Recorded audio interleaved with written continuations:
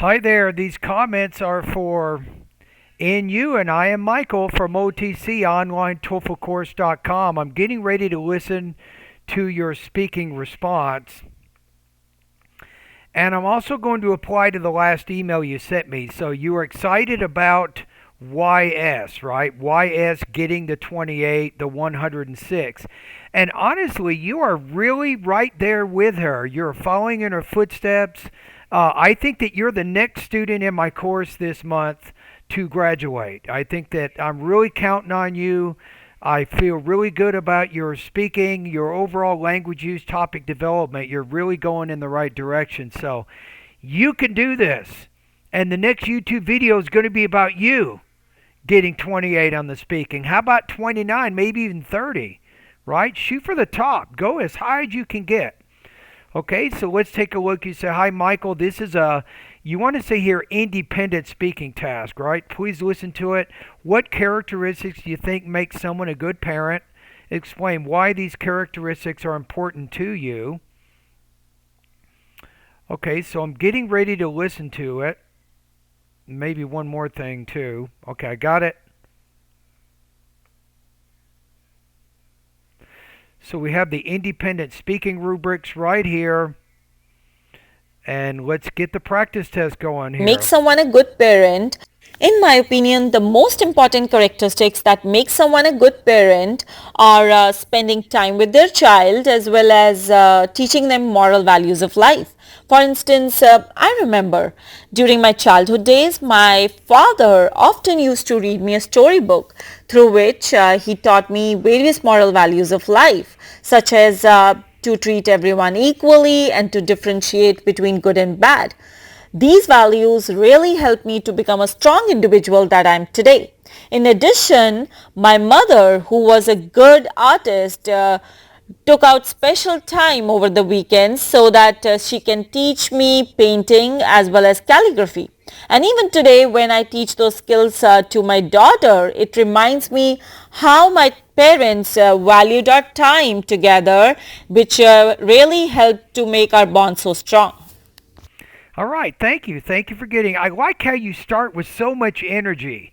A lot of my students go to YouTube to listen to my feedback, and many of you are watching the video right now. Am I right? Okay, notice how in the beginning she starts off speaking loudly, clearly, confidently, and even varying her tone from the start. That's how you start a practice test. That's what you want to do on the TOEFL IBT exam. That is what it is right there. Now, I'm going to put you at 25 to 27 here. 25 to 27 points, I think, overall. Looking at the rubrics, you have mostly clear delivery, right?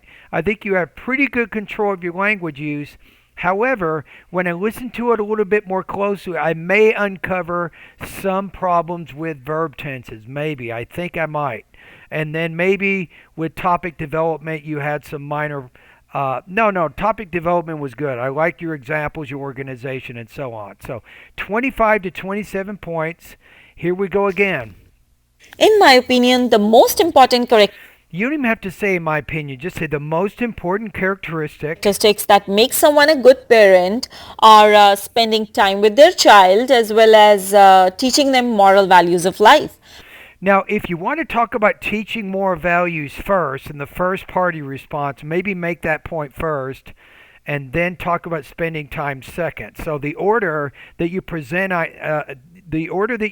your key points in the introduction, your speech should follow that order. For instance, I remember during my childhood days, my father often used to read me a storybook through which he taught me various moral values of life.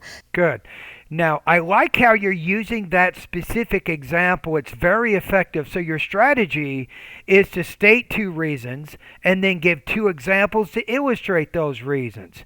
How simple is that? And by the examples, it's more convincing because you're very specific in how you present those ideas. Such as to treat everyone equally and to And just be careful about treat. Make sure the T sound you pronounce to treat, time, to pronounce that with a little bit more to aspiration. differentiate between good and bad.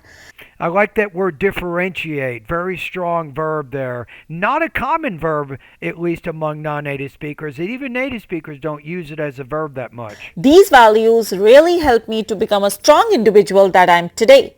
In addition, my mother, who was a good How about these values have helped me to be the strong person that I am today? So I think if you use present perfect, it kind of covers, how the values have affected you in the past and then how they've affected you even now and in the present time. So these values have helped me, blah, blah, blah. So the present perfect, I think, would be a great verb tense to use in that context. artist, took out special time Okay, this is where you're going to run into a few problems with verb over tenses. the weekends so that she can teach me So that she could teach me. painting as well as calligraphy. Now, when you say painting, you want to pronounce that P with more aspiration. And even today, when I teach those skills to my daughter, it reminds me how my parents valued our time together, which really helped to make our bond so strong. Good, which really helped. I'm pretty sure you used the past tense there. Okay, so what do we got? I think overall it looks good. So I uncovered maybe just one. There might have been more in there. If anybody at YouTube noticed any more language use issues, you can put them in the comments below the video, right? I'm going to say 25 to 27 points. I think it's very possible you could get a score 26 on this practice test. All right? Good job. Thank you and keep up the good work. And maybe after you're done watching the video, you might want to take a look at verb tenses and particularly, how about the present perfect? How about compare these? Go to Google. The present perfect versus a simple present verb tenses in English grammar. Those are some good keywords for you.